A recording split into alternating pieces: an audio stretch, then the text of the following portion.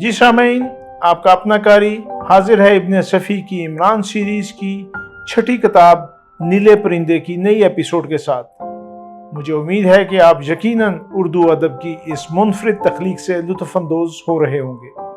अगर आपने इससे पहले वाली एपिसोड्स नहीं सुनी तो हमारे चैनल की प्ले लिस्ट में जाएं और पिछली तमाम एपिसोड्स सुनें और अपने लुत्फ़ को दोबाला करें। आइए सुनते हैं इमरान सीरीज़ की नई एपिसोड।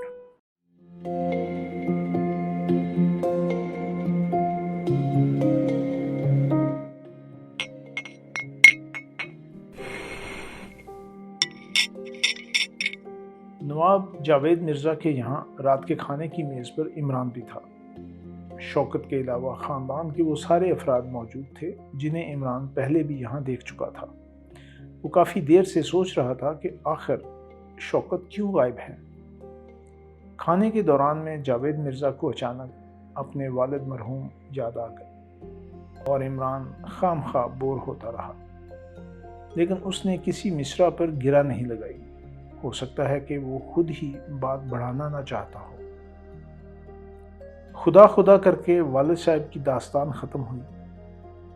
फिर दादा साहब का बयान भी छिड़ने वाला ही था कि इमरान बोल पड़ा, वो साहेब क्या नाम है, यानी कि साइंसदान साहब नज़र नहीं आते। शौकत, जावेद मिर्ज़ा बेदिली से बड़बड़ाया। वो लेबॉर्ट्री में झक मार रहा होगा। ला हौला वला कुव्वत। इमरान ने इस तरह होंठ सुकेड़े जैसे लेबॉर्ट्री में होना उसके नज़दीक बड़ी जलील बात हो। इस पर इरफान ने साइंसदानों और फ़लसफ़ियों की बुखलाहट के लतीफ़े छेड़ दिए। इमरान अब भी बोरियत महसूस करता रहा। आज वो कुछ करना चाहता था। जैसे ही इरफान के लतीफ़ों का स्टॉक ख़त्म हुआ, इमरान बोल पड़ा, आपकी कोठी बहुत शानदार है। पहाड़ी इलाकों में ऐसी अजीम इमारतें बनवाना आसान काम नहीं है। मेरा ख्याल है कि आपने पूरी कोठी नहीं देखी। जावेद मिर्ज़ा चहक कर बोला, जी नहीं, अभी तक नहीं। अगर आपके पास वक्त हो तो ज़रूर ज़रूर, मैं ज़रूर देखूंगा, इमरान ने कहा। खाने के बाद उन्होंने लाइब्रेरी में कॉफ़ी पी और फिर जावेद मिर्ज़ा इमरान को इमारत के मुख्तलिफ हिस्से दिखाने लगा। इस तकरीब में इन दोनों के अलावा और कोई शरीक नहीं था। जावेद मिर्ज़ा पर एक बार फिर अज़मत रफ्ता की बकवास का दौरा पड़ा, लेकिन इमरान ने उसे ज़्यादा बहकने नहीं दिया। ये आपके शौकत साहब क्या किसी इजाद की फ़िक्र में हैं? इजाद? जावेद मिर्ज़ा बड़बड़ाया। इजाद वो क्या करेगा, बस वक्त और पैसों की बर्बादी है। लेकिन आखिर आप उसमें इतनी दिलचस्पी क्यों ले रहे हैं? वजह है। वजह? दफतन जावेद मिर्ज़ा रुक कर इमरान को घूरने लगा। यकीनन आपको ग्रां गुजरेगा, इमरान जल्दी से बोला, क्योंकि आप पुराने वक्तों के लोग हैं, लेकिन हमारे तबके पर जो बुरा वक्त पड़ा है इससे आप नावाकिफ़ न होंगे। अब हम में से हर एक को पुरानी अज़मत को बरकरार रखने के लिए कुछ न कुछ करना ही पड़ेगा। यानी क्या करना पड़ेगा? अब मैंने एक प्रोग्राम बनाया है। शौकत साहब से कहिए कि लेबॉर्ट्री में महदूद होकर सर खपाना महज ज़हनी अयाशी है। बाहर निकलें और अपने तबके की अज़मत बरकरार रखने के लिए कुछ काम करें। वो क्या करेगा? मसलन 1000 एकड़ ज़मीन में काश्तकारी? जावेद मिर्ज़ा जल्दी से बोला, बकवास है। अफसोस यही तो आप नहीं समझे। खैर, मैं खुद ही शौकत साहब से गुफ्तगू करूँगा। उनकी लेबॉर्ट्री कहाँ है? आप खामखा अपना वक्त बर्बाद करेंगे, जावेद मिर्ज़ा ने बेदिली से कहा। वो शायद अभी कुछ देर और इमरान को बोर करना चाह रहा था। نہیں جناب، میں اسے ضروری سمجھتا ہوں اگر وہ میری مدد کر سکے۔ جاوید مرزا نے کسی ملازم کو آواز دی اور عمران کا جملہ ادھورا رہ گیا۔ پھر چند ہی لمحات کے بعد وہ اس ملازم کے ساتھ لیبارٹری کی طرف جا رہا تھا۔ لیبارٹری اسد عمارت سے تقریباً 1.5 فرلانگ کے فاصلہ پر ایک چھوٹی سی عمارت میں تھی۔ اس میں 3 کمرے تھے۔ شوکت یہیں رہتا بھی تھا۔ عمران نے نوکر کو عمارت کے باہر ہی سے رخصت کر دیا۔ ظاہر ہے کہ وہ کسی کام کے لیے یہاں آیا تھا۔ دروازے بند تھے اور وہ سب نیچے سے اوپر تک ٹھوس لکڑی کے تھے۔ ان میں شیشے نہیں تھے، کھڑکیاں تھیں، لیکن ان میں باہر کی طرف سوراخیں لگی ہوئی تھیں۔ البتہ ان میں شیشے تھے اور وہ سب روشن نظر آ رہی تھیں، جس کا مطلب یہ تھا کہ کوئی اندر موجود ہے۔ اس نے ایک کھڑکی کے شیشوں پر پل بھر کے لیے ایک سایہ سا دیکھا۔ ممکن ہے وہ کسی کی متحرک پرچھائی رہی ہو۔ عمران اس کھڑکی کی طرف بڑھا۔ دوسرے ہی لمحہ میں وہ عمارت کے اندر ایک کمرے کا حال بخوبی دیکھ سکتا تھا۔ حقیقتاً وہ لیبارٹری ہی میں جھانک رہا تھا۔ یہاں مختلف قسم کے آلات تھے۔ شوکت لوہے کی ایک انگیٹھی پر جھکا ہوا تھا۔ اس میں کوئلے دہک رہے تھے اور ان کا عکس شوکت کے چہرے پر پڑ رہا تھا۔ عمران کو انگیٹھی سے دھواں اٹھتا نظر آ رہا تھا اور وہ شاید گوشت ہی کے جلنے کی بو تھی جو لیبارٹری کی حدود سے نکل کر باہر بھی پھیل گئی تھی۔ شوکت چند لمحے انگیٹھی پر جھکا رہا، پھر سیدھا کھڑا ہو گیا۔ اب وہ قریب ہی کی میز پر رکھے ہوئے ایک ڈبے کی طرف دیکھ رہا تھا۔ پھر اس نے اس میں ہاتھ ڈال کر جو چیز نکالی وہ کم از کم عمران کے خواب و خیال میں بھی نہ رہی ہوگی۔ ظاہر ہے کہ وہ کسی فوری کامیابی کی توقع لے کر تو یہاں آیا نہیں تھا۔ شوکت کے ہاتھ میں ایک ننھا سا نیلے رنگ کا پرندہ تھا اور شاید وہ زندہ نہیں تھا۔ وہ چند لمحے اس کی ایک ٹانگ پکڑ کر لٹکائے اسے بغور دیکھتا رہا۔ پھر عمران نے اسے دہکتے ہوئے انگاروں میں گرتے دیکھا۔ ایک بار پھر انگیٹھی سے گہرا دھواں اٹھ کر خلا میں بل کھانے لگا۔ شوکت نے مزید 2 پرندے اس ڈبے سے نکالے اور انہیں بھی انگیٹھی میں جھونک کر سگریٹ سلگانے لگا۔ عمران بے حس و حرکت کھڑا رہا۔ وہ سوچ رہا تھا کہ اب اسے کیا کرنا چاہیے۔ ویسے وہ اب بھی قانونی طور پر اس کے خلاف کوئی کارروائی نہیں کر سکتا تھا۔ عمران سوچنے لگا، کاش ان میں سے ایک ہی پرندہ اس کے ہاتھ لگ سکتا، مگر اب وہاں کیا تھا؟ ایک بات اس کی سمجھ میں نہ آ سکی، مردہ پرندے۔ ان کے جلانے کا مقصد تو یہی ہو سکتا تھا کہ وہ انہیں اس شکل میں بھی کسی دوسرے کے قبضے میں نہیں جانے دینا چاہتا۔ یعنی ان مردہ پرندوں سے بھی جمیل والے واقعے پر روشنی پڑ سکتی تھی۔ عمران لیبارٹری کی تلاشی لینے کے لیے بے چین تھا، لیکن وہ نہیں چاہتا تھا کہ کسی کو اس پر ذرہ برابر بھی شک ہو سکے، کیونکہ یہ ایک ایسا کیس تھا جس میں مجرم کے خلاف ثبوت بہم پہنچانے کے سلسلے میں کافی قد و کاوش کی ضرورت تھی، اور مجرم کا ہوشیار ہو جانا یقیناً دشواریوں کا باعث بن سکتا تھا۔ شوکت انگیٹھی کے پاس سے ہٹ کر ایک میز کی دراز کھول رہا تھا۔ دراز مقفل تھی۔ اس نے اس میں سے ایک ریوالور نکال کر اس کے چیمبر بھرے اور جیب میں ڈال لیا۔ اندازے سے صاف ظاہر ہو رہا تھا کہ وہ کہیں باہر جانے کی تیاری کر رہا ہے۔ پھر وہ اس کمرے سے چلا گیا۔ عمران کھڑکی کے پاس سے ہٹ کر ایک درخت کے تنے کی اوٹ میں ہو گیا۔ جلد ہی اس نے کسی دروازے کے کھلنے اور بند ہونے کی آواز سنی۔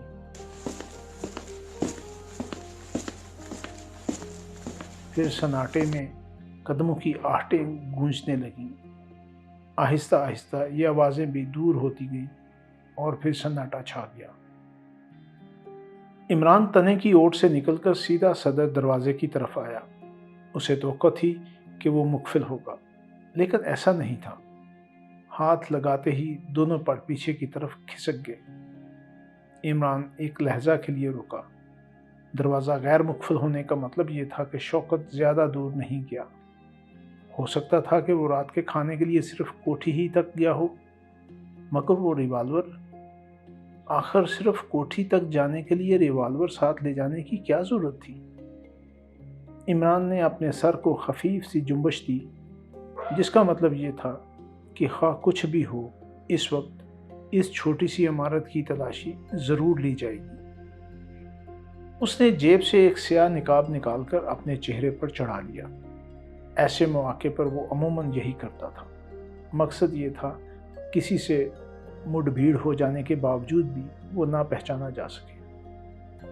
یہاں آتے وقت اس نے جاوید مرزا کے نوکر سے شوکت کے اعداد و اطوار کے متعلق بہت کچھ معلوم کر لیا تھا۔ شوکت یہاں تنہا رہتا تھا اور اس کے لیبارٹری اسسٹنٹ کے علاوہ بغیر اجازت کوئی وہاں داخل نہیں ہو سکتا تھا، خواہ وہ خاندان ہی کا کوئی فرد کیوں نہ ہو۔ فی الحال اس کا لیبارٹری اسسٹنٹ جیل میں تھا، لہٰذا شوکت کے علاوہ وہاں کسی اور کی موجودگی ناممکنات میں سے تھی، لیکن عمران نے اس کے باوجود بھی احتیاطاً نقاب استعمال کیا تھا۔ وہ اندر داخل ہوا۔ عمارت میں چاروں طرف تاریکی تھی، لیکن عمران سے روشنی کرنے کی حماقت سرزد نہیں ہوئی۔ وہ دیکھ بھال کے لیے ایک ننھی سی ٹارچ استعمال کر رہا تھا، جس کی روشنی محدود تھی۔ 10 منٹ گزر گئے، لیکن کوئی ایسی چیز ہاتھ نہ لگی جسے شوکت کے خلاف بطور ثبوت استعمال کیا جا سکتا۔ وہ کمروں کی تلاشی لینے کے بعد وہ لیبارٹری میں داخل ہوا۔ یہاں بھی اندھیرا تھا، لیکن انگیٹھی میں اب بھی کوئلے دہک رہے تھے۔ عمران نے سب سے پہلے اس ڈبے کا جائزہ لیا جس میں سے مردہ پرندے نکال کر انگیٹھی میں ڈالے گئے تھے، مگر ڈبہ اب خالی تھا۔ عمران دوسری طرف متوجہ ہوا۔ خبردار! اچانک اس نے اندھیرے میں شوکت کی آواز سنی، تم جو کوئی بھی ہو اپنے ہاتھ اوپر اٹھا لو۔ مگر اس کا جملہ پورا ہونے سے قبل ہی عمران کی ٹارچ بجھ چکی تھی۔ وہ جھپٹ کر ایک الماری کے پیچھے ہو گیا۔ خبردار! خبردار! شوکت کہہ رہا تھا، ریوالور کا رخ دروازے کی طرف ہے، تم بھاگ نہیں سکتے۔ عمران نے اندازہ کر لیا کہ شوکت آہستہ آہستہ سوئچ بورڈ کی طرف جا رہا ہے۔ اگر اس نے روشنی کر دی تو؟ اس خیال نے عمران کے جسم میں برق کی سی صورت بھر دی اور وہ تیزی سے بے آواز چلتا ہوا دروازے کے قریب پہنچ گیا۔ اسے شوکت کی حماقت پر ہنسی بھی آ رہی تھی۔ اول تو اتنا اندھیرا تھا کہ وہ اسے دیکھ نہیں سکتا تھا، دوم اس کمرے میں اکیلا ایک وہی دروازہ نہیں تھا، لیکن عمران نے اسی دروازے کو راہ فرار بنایا جس کی طرف شوکت نے اشارہ کیا تھا۔ وہ نہایت آسانی سے عمارت کے باہر نکل آیا اور پھر تیزی سے کوٹھی کی طرف جاتے وقت اس نے مڑ کر دیکھا تو لیبارٹری والی عمارت کی ساری کھڑکیاں روشن ہو چکی تھیں۔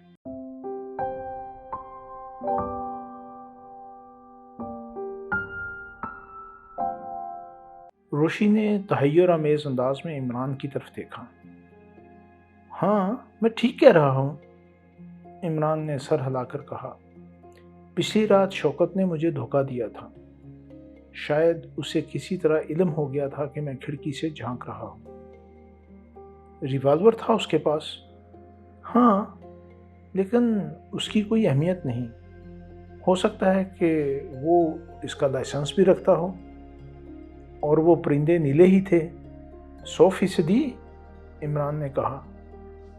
کچھ دیر خاموش رہا، پھر بولا، تم پچھلی رات کہاں غائب رہی؟ میں اسی آدمی سلیم کے چکر میں رہی تھی۔ ہیں روشی، تم سچ مچ سوداگر سا ہوتی جا رہی ہو۔ بہت خوب۔ ہاں تو پھر تم نے غالباً، ٹھہرو میں بتاتی ہوں۔ میں نے اس کے متعلق بتھیری معلومات حاصل کی ہیں۔ شروع ہو جاؤ۔ اس کے بعض اعضاء نے اس کی ضمانت لینی چاہی تھی، لیکن اس نے اسے منظور نہیں کیا۔ اس پر خود پولیس کو حیرت ہے۔ اس سے اس کی وجہ ضرور پوچھی گئی ہوگی۔ ہاں، لیکن اس کا جواب کچھ ایسا ہے جو کسی فلم یا اخلاقی قسم کے ناولوں کا موضوع بن کر زیادہ دلچسپ ثابت ہو سکتا ہے۔ یعنی وہ کہتا ہے کہ میں اپنا مکروہ چہرہ کسی کو نہیں دکھانا چاہتا۔ میں نے ایک ایسے مالک کو دھوکہ دیا ہے جو انتہائی نیک، شریف اور مہربان تھا۔ میں نہیں چاہتا کہ اب کبھی اس کا سامنا ہو۔ میں جیل کی کوٹھڑی میں مر جانا پسند کروں گا۔ اچھا؟ عمران احمقوں کی طرح آنکھیں پھاڑ کر رہ گیا۔ میں نہیں سمجھ سکتی کہ 20ویں صدی میں بھی اتنے حساس آدمی پائے جاتے ہوں گے۔ ظاہر ہے جو اتنا حساس ہوگا وہ چوری ہی کیوں کرنے لگا؟ ویسے اس کے جاننے والوں میں یہ خیال عام ہے کہ وہ ایک بہت اچھا آدمی ہے اور اس سے چوری جیسا فعل سرزد ہونا ممکنات میں سے نہیں، مگر دوسری طرف وہ خود ہی اعتراف جرم کرتا ہے، تو پھر اس کے جاننے والوں میں کئی طرح کے خیالات پائے جاتے ہوں گے۔ ہاں، میں نے بھی یہی محسوس کیا ہے، روشی سر ہلا کر بولی۔ کچھ لوگ کہتے ہیں کہ یہ محض کسی قسم کا ڈرامہ ہے، لیکن کس قسم کا؟ اس کے مقصد پر بھی کسی نے روشنی نہیں ڈالی۔ نہیں، اس کے بارے میں کسی نے کچھ نہیں کہا۔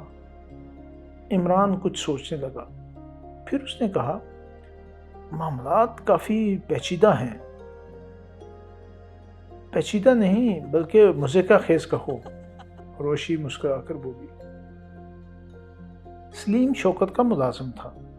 اگر شوکت ہی اصل مجرم تصور کر لیا جائے تو سلیم کے جیل جانے کا واقعہ قطعی بے مقصد ہوا جاتا ہے۔ کسی حد تک تمہارا خیال بالکل درست ہے۔ کسی حد تک کیا؟ بالکل درست ہے، روشی بولی۔ نہیں، اس پر بالکل کی چھاپ لگانا ٹھیک نہیں، عمران کچھ سوچتا ہوا بولا۔ اچھا، پھر تم ہی بتاؤ کہ اسے جیل کیوں بھجوایا گیا؟ ہو سکتا ہے کہ اس نے سچ مچ چوری کی ہو۔ اوہو، کیا تمہیں وہ گفتگو یاد نہیں جو جیل میں میرے اور اس کے درمیان ہوئی تھی؟ مجھے اچھی طرح یاد ہے۔ پھر کچھ بھی نہیں، مجھے سوچنے دو۔ ہاں ٹھیک ہے، اسے یوں ہی سمجھو، فرض کرو کہ سلیم شوکت کے جرم سے واقف ہے، اسی لیے وہ اس پر چوری کا الزام لگا کر اسے جیل بھجوا دیتا ہے۔ اگر یہی بات ہے، روشی جلدی سے بولی، تو وہ نہایت آسانی سے شوکت کے جرم کا راز فاش کر سکتا تھا۔ عدالت کو وہ بتا سکتا تھا کہ اسے کس لیے جیل بھجوایا گیا۔ واہ، عمران ہاتھ نچا کر بولا، تم بالکل بدھو ہو۔ عدالت میں شوکت بھی یہی کہہ سکتا تھا کہ وہ اپنی گردن بچانے کے لیے اس پر جھوٹا الزام عائد کر رہا ہے۔ آخر اس نے گرفتار ہونے سے قبل ہی اس کے جرم سے پولیس کو کیوں نہیں مطلع کیا؟ واضح رہے کہ سلیم کی گرفتاری جمیل والے واقعے کے 3 دن بعد عمل میں آئی تھی۔ چلو میں اسے مان لیتی ہوں، روشی نے کہا۔ سلیم نے مجھ سے یہ کیوں کہا تھا کہ تم مجھ کو غصہ نہیں دلا سکتی؟ تم خاموشی سے میری بات سنتی جاؤ، عمران جھنجھلا کر بولا۔ بات ختم ہونے سے پہلے نہ ٹوکا کرو۔ میں تمہیں سلیم کے ان الفاظ کا مطلب بھی سمجھا دوں گا، اور اسی روشنی میں کہ شوکت ہی مجرم ہے۔ ویسے میری گفتگو کا محاصل یہ ہوگا کہ سلیم شوکت سے بھی زیادہ گھاگ ہے۔ فرض کرو سلیم نے سوچا ہو کہ وہ جیل ہی میں زیادہ محفوظ رہ سکے گا، ورنہ ہو سکتا ہے کہ شوکت اپنا جرم چھپانے کے لیے اسے قتل ہی کرا دے۔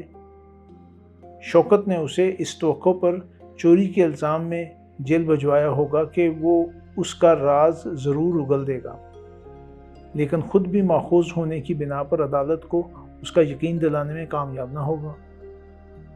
شوکت کے پاس اس صورت میں سب سے بڑا عذر یا اعتراض یہی ہوگا کہ اس نے گرفتار ہونے سے 3 دن قبل پولیس کو اس سے مطلع کیوں نہیں کیا۔ میں سمجھ گئی، لیکن سلیم کے وہ جملے، روشی نے پھر ٹوکا۔ ارے خدا تمہیں غارت کرے، سلیم کے جملوں کی ایسی کی تیسی، میں خود پھانسی پر چڑھ جاؤں گا تمہارا گلا گھونٹ کر۔ ہاں مجھے بات پوری کرنے دو روشی کی بچی۔ روشی ہنس پڑی۔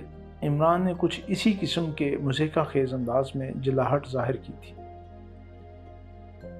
ارے اس بندوق کے پٹھے نے بالکل خاموشی اختیار کر لی ہے، یعنی شوکت کے جرم کا معاملہ بالکل ہی گھونٹ کر اپنے جرم کا اعتراف کر لیا۔ اب تم خود سوچو شیطان کی خالہ کہ شوکت پر اس کا کیا رد عمل ہوا ہوگا۔ ظاہر ہے اس نے یہ ضرور چاہا ہوگا کہ وہ سلیم کے اس رویے کی وجہ معلوم کرے، اور دوسری طرف سلیم نے بھی یہ سوچا ہوگا کہ شوکت اس کی وجہ معلوم کرنے کی کوشش ضرور کرے گا۔ پھر تم وہیں جا پہنچی۔ سلیم سمجھا کہ تم شوکت ہی کی طرف سے اس کی ٹو میں آئی ہو، لہٰذا اس نے تمہیں اڑن گھائیاں بتائیں اور یہاں تک کہہ دیا کہ تم اسے غصہ دلا کر بھی اصلیت نہیں اگلوا سکتی۔ ہو سکتا ہے کہ اس نے اپنی دانست میں شوکت کو اور زیادہ خوفزدہ کرنے کے لیے تم سے اس قسم کی گفتگو کی ہو، مگر کی بچی، اب اگر تم نے کوئی نیا نکتہ نکالا تو میں ایک بوتل کوکا کولا پی کر ہمیشہ کے لیے خاموش ہو جاؤں گا۔ تمہارا نظریہ غلط بھی ہو سکتا ہے، روشی نے سنجیدگی سے کہا۔ نہیں، میں شرلاک ہومز ہوں، عمران حلق پھاڑ کر چیخا۔ مجھ سے کبھی کوئی غلطی نہیں ہو سکتی۔ میں جوتے کا چمڑا دیکھ کر بتا سکتا ہوں کہ کبوتر کی کھال کا ہے یا مینڈک کی کھال کا ہے۔ ابھی مجھے ڈاکٹر واٹسن جیسا کوئی چغت نہیں ملا، یہی وجہ ہے کہ میں تیزی سے ترقی نہیں کر سکتا۔ اچھا فرض کرو اگر پیر یاسین نائٹ کلب کے مینیجر ہی کی بات سچ ہو تو مجھے بڑی خوشی ہوگی۔ خدا ہر ایک کو سچ بولنے کی توفیق عطا کرے۔ مجھ سے بیتوکی باتیں نہ کیا کرو، روشی جھلا گئی۔ اے روشی، تم اپنا لہجہ ٹھیک کرو، میں تمہارا شوہر نہیں ہوں۔ ہاں، تمہیں شوہر بنانے والی کسی گدھی ہی کے پیٹ سے پیدا ہوگی۔ خبردار اگر تم نے گدھی کی شان میں کوئی نازیبہ کلمہ منہ سے نکالا، عمران گرج کر بولا، اور روشی برا سا منہ بنائے ہوئے کمرے سے نکل گئی۔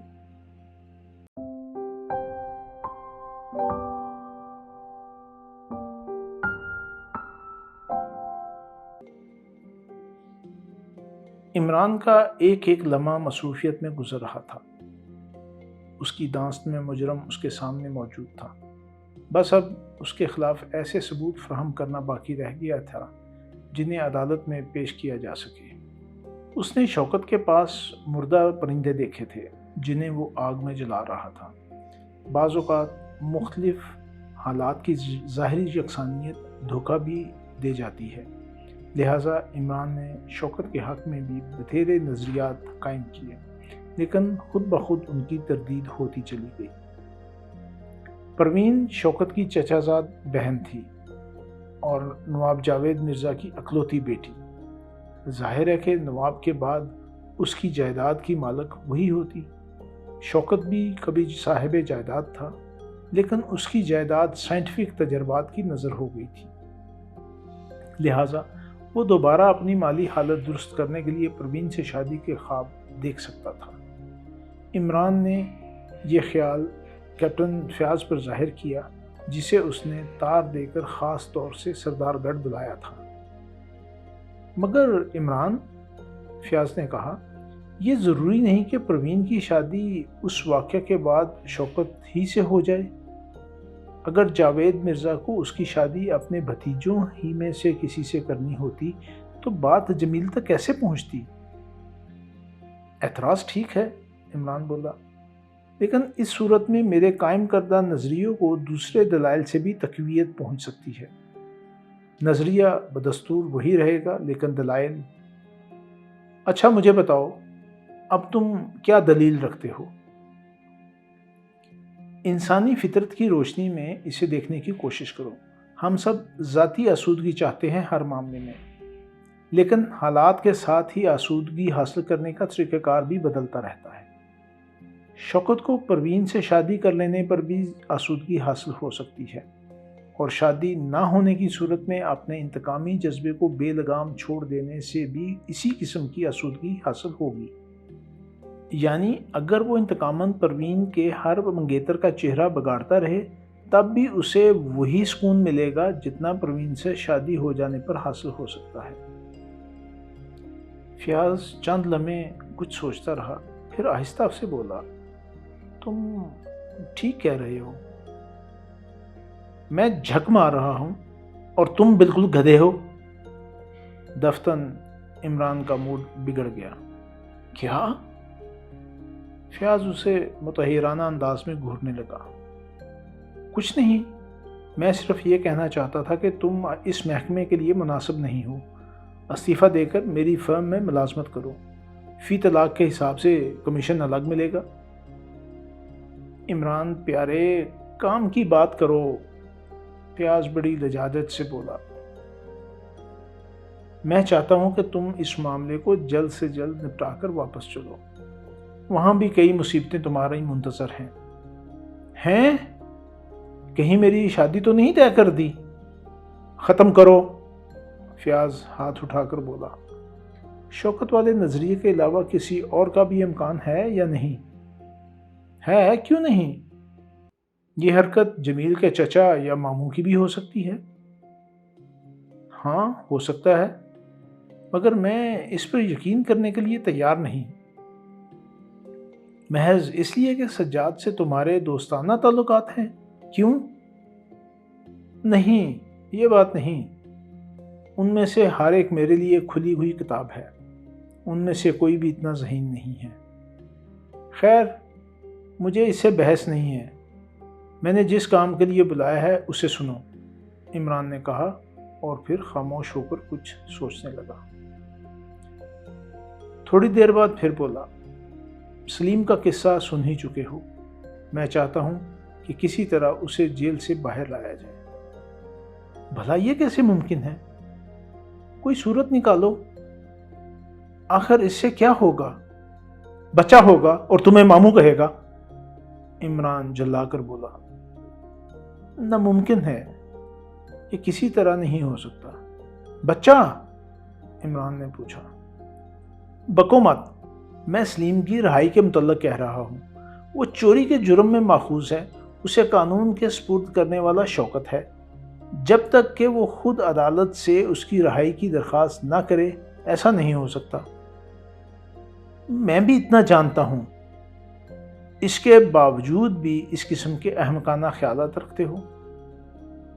اگر وہ رہا نہیں ہو سکتا تو پھر اصل مجرم کا ہاتھ آنا بھی محال ہے۔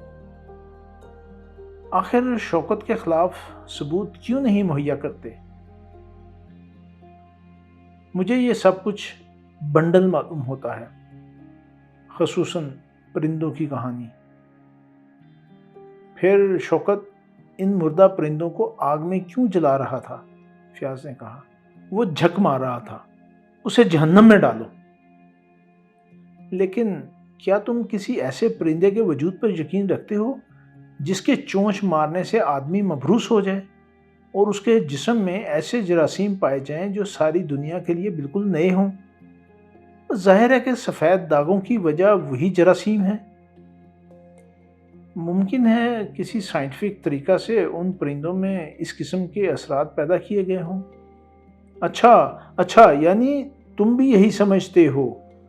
اس کا یہ مطلب ہوا کہ ہر آدمی کسی ایسے سائنٹیفک طریقے کے متعلق سوچ سکتا ہے، تو گویا شوکت بالکل بدھو ہے۔ اس نے دیدہ دانستہ اپنی گردن پھنسوائی ہے۔ سارا سردار گڑھ اس بات سے واقف ہے کہ شوکت ایک ذہین سائنسدان ہے اور جراثیم اس کا خاص موضوع ہیں۔ پھر وہ مردہ پرندے؟ میں کہتا ہوں اس بات کو ختم ہی کر دو تو اچھا ہے۔ سلیم کی رہائی کے متعلق سوچو۔ وہ ایسا ہے جیسے مچھر کے بطن سے ہاتھی کی پیدائش کے متعلق سوچنا۔ تب پھر اصل مجرم کا ہاتھ آنا بھی مشکل ہے، اور میں اپنا بستر گول کرتا ہوں۔ تم خود ہی کوئی تدبیر کیوں نہیں سوچتے؟ فیاض جھنجھلا کر بولا۔ میں سوچ چکا ہوں۔ تو پھر کیوں جھک مار رہے ہو؟ مجھے بتاؤ کیا سوچا ہے؟ اس کے کسی عزیز کو ضمانت کے لیے تیار کراؤ۔ مگر وہ ضمانت پر رہا ہونے سے انکار کرتا ہے۔ اس کے انکار سے کیا ہوتا ہے؟ میں اسے عدالت میں جھکی ثابت کرا دوں گا، اور پھر اسے اس بات کی اطلاع دینے کی ضرورت ہی نہیں ہے کہ اس کی ضمانت ہونے والی ہے۔ اتنا تو تم کر ہی سکو گے کہ جیل سے عدالت تک لانے سے قبل اس پر یہ ظاہر کیا جائے کہ مقدمے کی پیشی کے سلسلے میں اسے لے جایا جا رہا ہے۔ ہاں، یہ ہو سکتا ہے۔